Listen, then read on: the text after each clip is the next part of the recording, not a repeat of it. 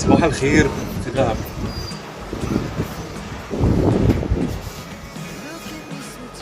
عايز اوريكم النهارده اجمل مكان موجود في دهب. بصوا الغرفه عامله ازاي.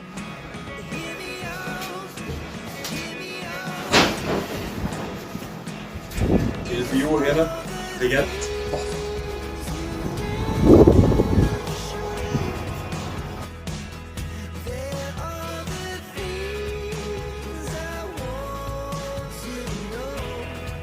هنا احنا في سي هورس دهب.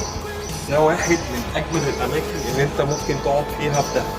هنا المكان واخد الطابع اليوناني شويه، الالوان الابيض والازرق ده بيديك كده راحه نفسيه.